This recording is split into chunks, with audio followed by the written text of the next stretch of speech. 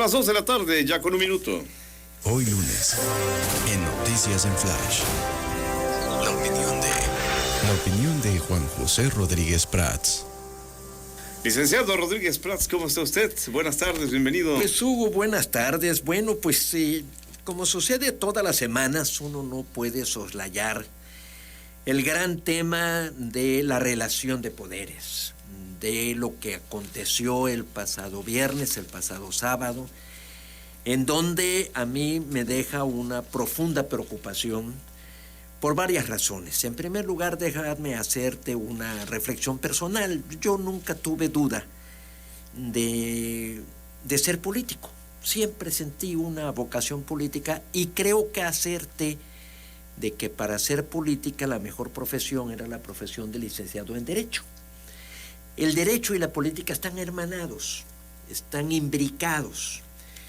La política tiene una doble concepción, inclusive en inglés se utiliza politics y policy. Politics es la lucha por el poder y policy el ejercicio del poder.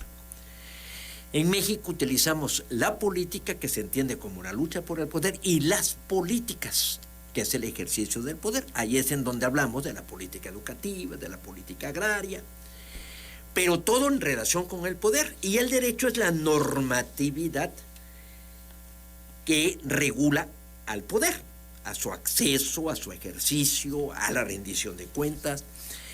Y desde luego, otra disciplina imbricada es la ética, que es la teoría de los deberes, y ejercer el poder es un deber.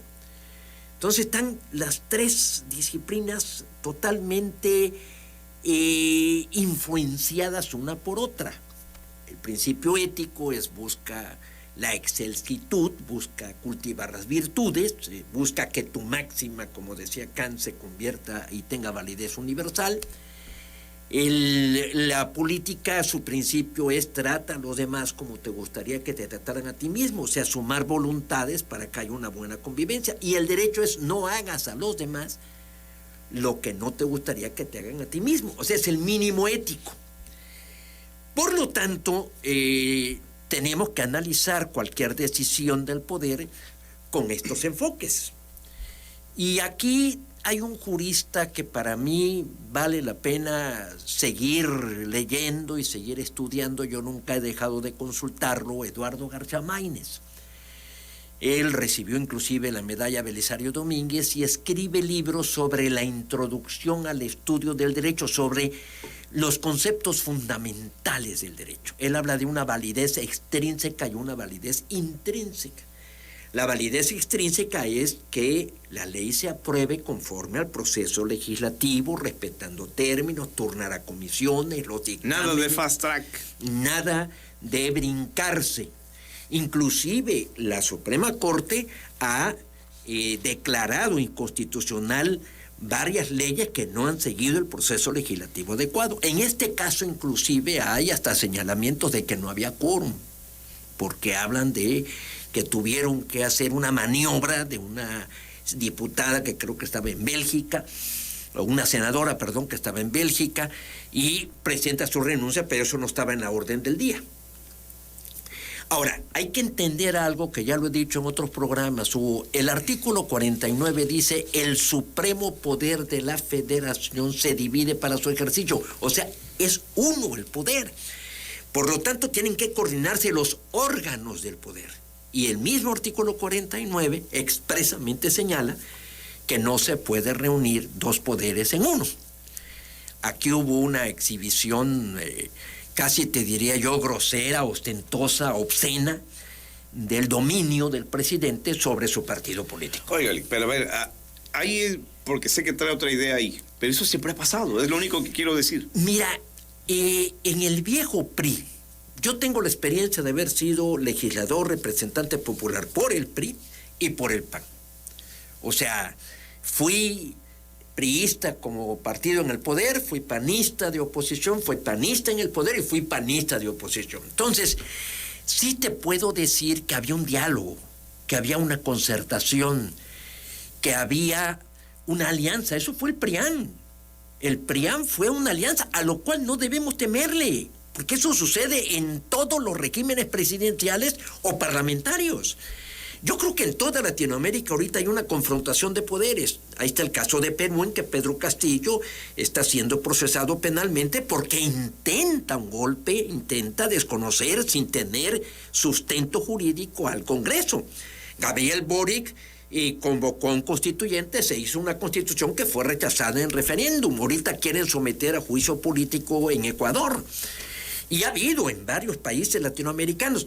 Aunque debo reconocer que en fechas recientes, antes la lucha era principalmente poder militar, poder civil.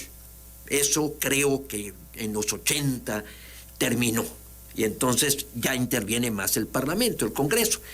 Pero en nuestro caso, inclusive hay una cita de José Ramón Cosío, que es exministro, porque lo está diciendo. O sea, si no quieres que el Instituto Nacional de Acceso a la Información, que está contemplado en la Constitución, continúe, presenta una iniciativa para que desaparezca, pero no extinguirlo en la forma en que lo están haciendo, de no designar y no obedecer a una decisión de una autoridad judicial que le dijo al Senado: designa para que pueda funcionar. Que hoy ya es más claro que sí lo van a desaparecer. Pues bueno, lo van a pero no desaparecer ni extinguir, no, lo van a agobiar, lo van a exterminar, que es algo muy diferente a extinguirlo mediante una ley.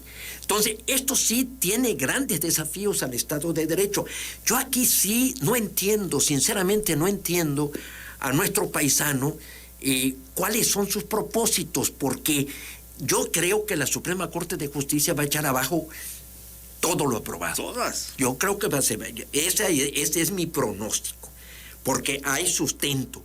Por eso García Maínez decía: validez extrínseca en cuanto a las formas y validez intrínseca en cuanto al contenido, en cuanto al valor, al principio que protege la norma jurídica, que tampoco veo una explicación clara en cada una de las reformas que hicieron: la desaparición del INSABI, las modificaciones del CONACYT, el disminuir la edad para ser diputado y secretario de Estado, etcétera, etcétera. Bueno, ¿y qué va a pasar, licenciado, si la Corte dan ese revés? Es una buena pregunta. Podemos entrar en un conflicto serio. Yo sí por eso creo que si algo está requiriendo, lo he venido insistiendo desde hace muchos años, es un ejercicio de reconciliación. Si tú ves los grandes políticos, la capacidad que más se reconoce es la capacidad de concertar, es la capacidad de converger, es la capacidad de negociar. Eso es la política. Y te digo, es el mismo poder, es un poder. No es para confrontarse, no es posible que no haya ni siquiera diálogo, no es posible que se diga no les contesten ni el teléfono.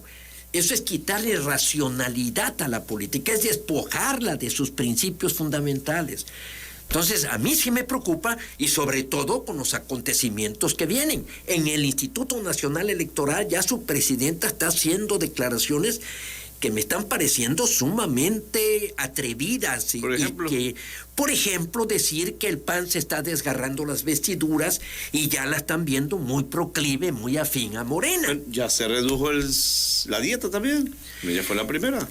Ahí tienes una señal de coordinación. Eso lo veo bien. Al final de cuentas, si ella así lo decide, eso lo veo bien, eso no lo veo mal. Lo otro no. Lo otro no. Entonces, el Instituto Nacional Electoral tardó mucho en acreditarse, como por ejemplo la Comisión Nacional de Derechos Humanos, desde Jorge Carpizo, que fueron grandes juristas.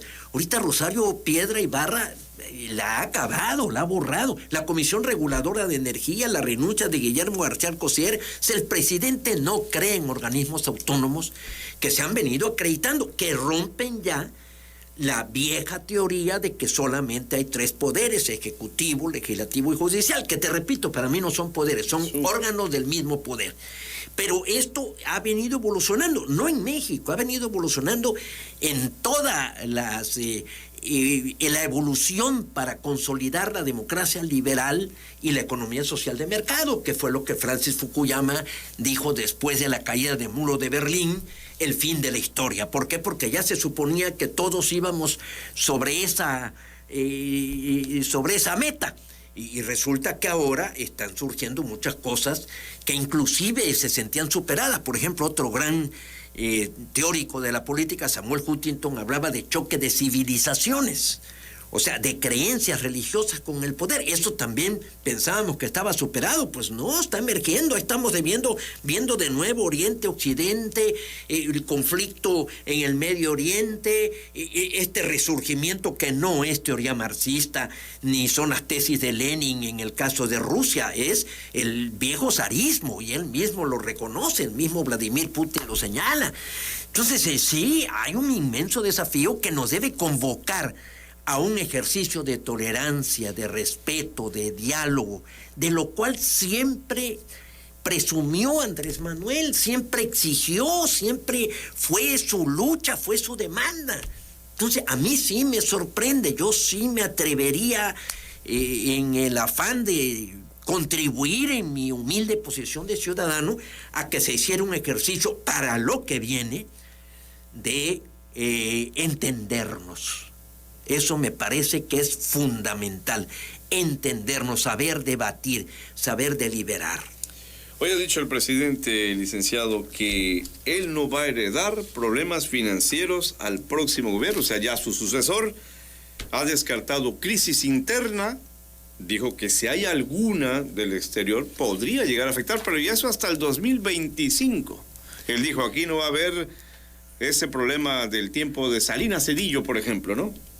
Mira, ahí hay cosas preocupantes. En primer lugar, por ejemplo, el argumento contra el INE era de ahorrar. Bueno, ahí están ya economistas señalando, por ejemplo, la venta del avión fue un pésimo negocio. Todavía hay que pagar una cantidad mayor. Eso de que se va a invertir en hospitales no va a alcanzar. Al contrario, tiene que aportar. O sea, perdimos dinero vendiendo ese avión. Eso, ahí están las tesis de Mario Di Constanzo, que fue un economista que estuvo muy cerca de Andrés Manuel, fue su asesor, y hace las cuentas de cómo se perdió y la cantidad de millones que se perdió. Entonces, él dice, no va a haber conflicto, pero también está prácticamente anunciando casi un proyecto transeccional. Estoy haciendo una lista de las reformas que deben hacerse en el próximo sexenio. ¿Cuándo habías visto eso en el viejo PRI? Y estoy refiriéndome al viejo PRI. Que eso ya lo he dicho en otras ocasiones, no había ese propósito. O sea, Miguel de la Madrid puso a Salinas para manejar a Salinas. López Morteos puso a Díaz Ordaz para manejar a Díaz Ordaz. Y así te podría yo decir muchas cosas. Por ejemplo, el general Lázaro Cárdenas con Ávila Camacho. Sabía que Ávila Camacho iba a dar un giro en muchas cosas que eran benéficas para México. Entonces, eso de que no va a haber conflicto, sí, pero también está anunciando de que va a tener una ascendencia.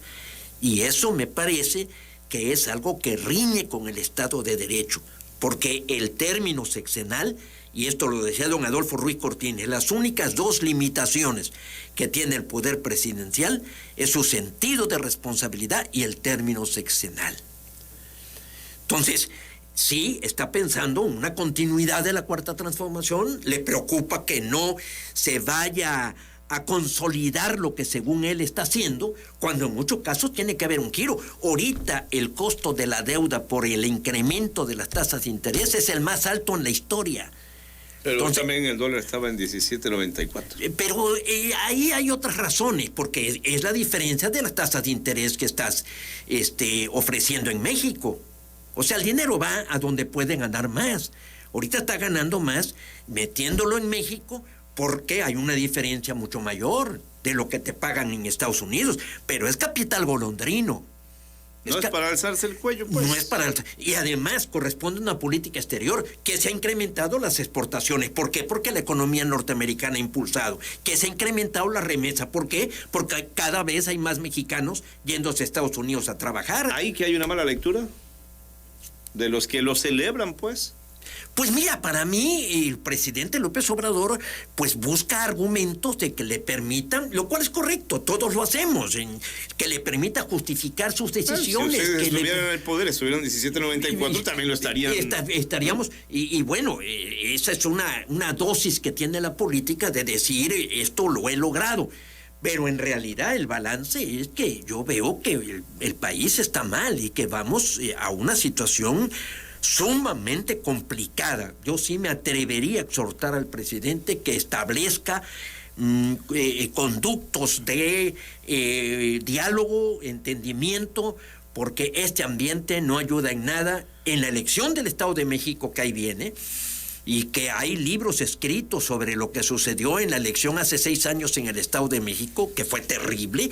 Hay un libro que se llama El infierno electoral, de Bernardo Barranco, que habla sobre lo que aconteció en el Estado de México. Entonces ahí puede ser una lucha terrible. El Estado de México es un estado muy complejo. Yo es un estado que lo conozco muy bien. Ahí posiblemente es el estado donde más conferencias se ha dado, casi en todos los municipios. Es un estado, tiene menor superficie que Tabasco. El Estado de México tiene 22,000 kilómetros cuadrados, Tabasco tiene cerca de 25,000, pero tienen 18 millones de habitantes. O sea, el padrón electoral, creo, aquí ya me puse a dudar, pero creo que el padrón electoral es de 12 millones en el caso del Estado de México. Le sigue la Ciudad de México y después Veracruz en padrón electoral. Entonces es el más grande, ¿no? Es el más grande, es el padrón más grande. De las cifras de la población, sí, ahorita me destanteé un poco, pero creo que esas son las cifras. Pero es gente conformada por todo el país. Es gente que emigró al Distrito Federal y se fue estableciendo en el Estado de México. Entonces son ciudades abigarradas, con grandes carencias, con alto nivel de violencia. Por ejemplo, Ecatepec está señalado como uno de los municipios más violentos, Nezahualcóyotl. Yo conozco esa zona de pobreza, zona de marginación, en contraste con otros municipios, por ejemplo, Naucalpan o Huixquilucan o Atizapán, que tienen un nivel mucho alto, o mismo Toluca. Pero no hay una real cohesión social. Si ves el número de feminicidios, si ves los grados de delincuencia, son muy preocupantes. Entonces, un ambiente político de confrontación, de riña, de querellas viejas planteadas y de amenazas, porque son amenazas las que estamos escuchando de ambos bandos, pues no es nada benéfico para México. Inclusive en nuestras relaciones con el exterior, meternos en conflictos que no viene al caso. Entonces, yo sí creo por el bien de México y por el buen papel que pueda hacer nuestro paisano. Licenciado Rodríguez Prats, hasta la próxima semana entonces. Mi querido Hugo, muchísimas gracias. Fue una serie de preguntas muy interesantes que como siempre me haces. Te agradezco mucho, mi querido Hugo. La próxima semana por aquí nos veremos. Ándale, pues vamos a la pausa que sigue. Son las 2:18.